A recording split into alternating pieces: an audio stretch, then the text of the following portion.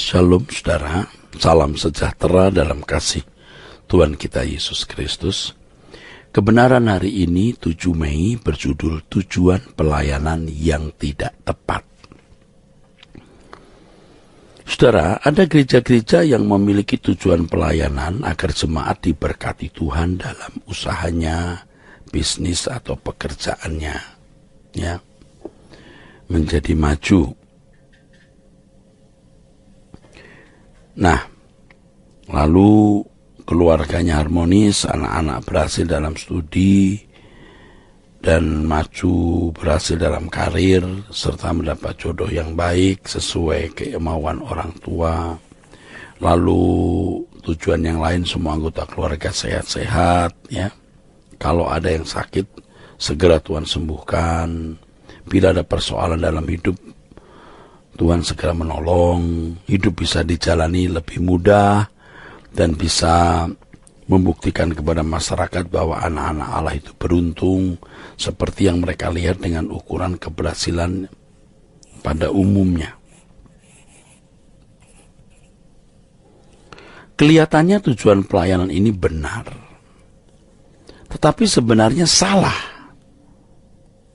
Tujuan pelayanan bukanlah pemenuhan kebutuhan jasmani.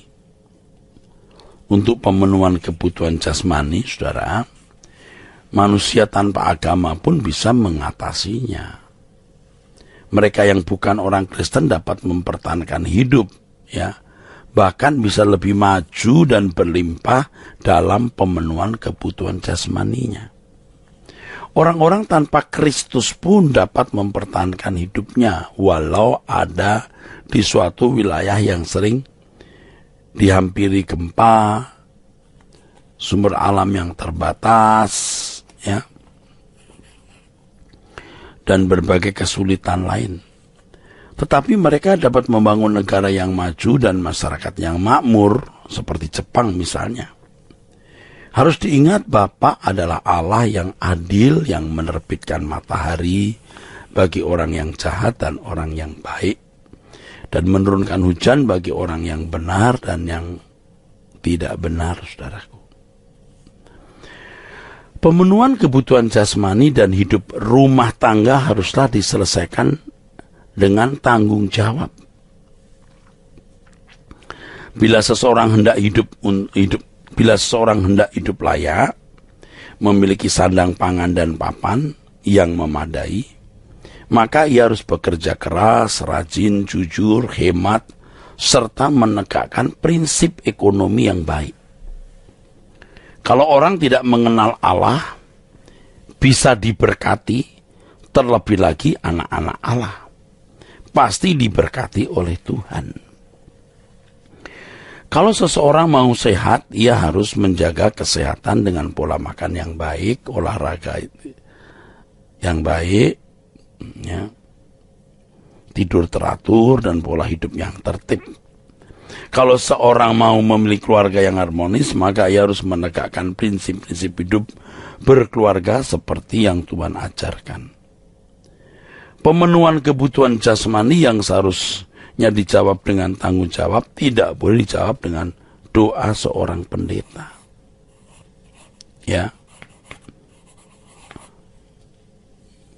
Tujuan pelayanan yang salah seperti yang saya kemukakan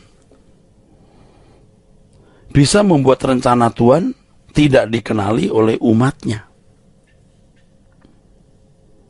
Bisa gagal mengenali tujuan pelayanan itu. Banyak orang Kristen tidak mengenali apa isi dan tujuan kehidupan yang dikehendaki oleh Bapa di surga.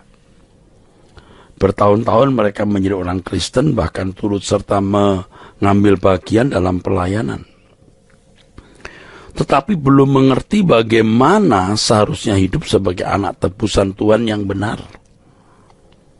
Anak tebusan adalah mereka yang berkategori bukan berasal dari dunia ini.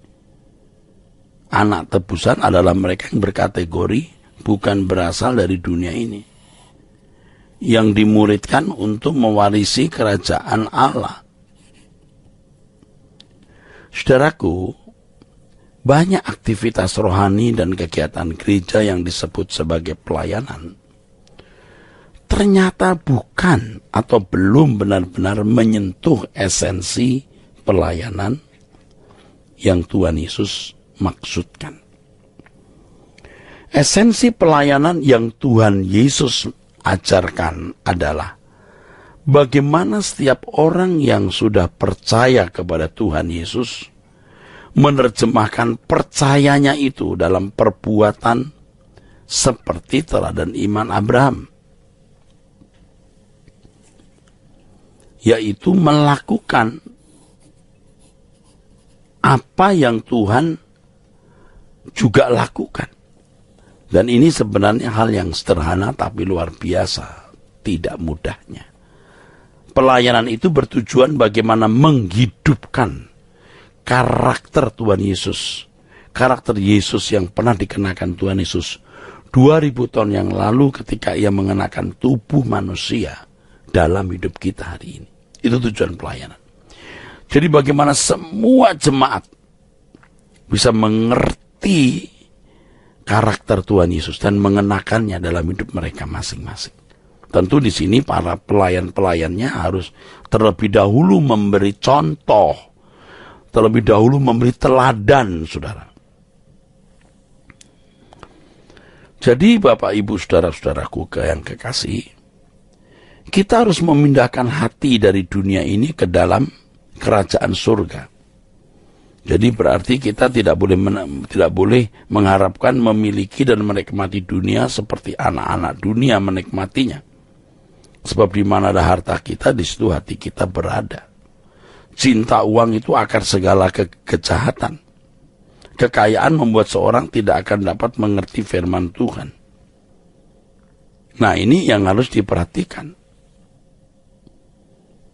Harta yang sesungguhnya itu kan kebenaran sebenarnya. Jadi bagaimana kita mengerti kebenaran dan kebenaran mengubah cara berpikir kita sehingga kita memindahkan hati kita dalam kerajaan surga. Nah, pelayanan gereja ini harus berorientasi ini. Merubah cara berpikir jemaat supaya fokus hidup mereka, orientasi berpikir mereka berubah dari dunia ini ke kerajaan surga. Selanjutnya kita harus memberi diri sepenuhnya bagi proses pendewasaan agar Tuhan bisa mengkloning orang percaya sampai satu tahap, satu stage memperanakan pribadi Kristus. Bukan hanya seperti Tuhan Yesus, saudara, tetapi ini mengenakan pribadinya. Ini berarti orang percaya harus sungguh-sungguh ya, hidup tidak bercacat, tidak bercela di mata Tuhan. Ini tujuan pelayanan, saudara. Nah, kalau mendengar kata suci, mendengar kata sempurna sudah takut, ya sudah sulit, saudara. Sempurna itu harus kita alami. Suci itu harus kita kenakan. Nah, setelah akhirnya kita harus menyerahkan diri sepenuh bagi Tuhan yang telah membeli kita dengan darah yang mahal. Kita harus sadar bahwa kita bukan milik kita sendiri, ya. Dengan demikian kita akan rela berbuat apa saja bagi kepentingan pekerjaan Tuhan. Kita akan mengabdikan hidup kita tanpa batas kepada Tuhan.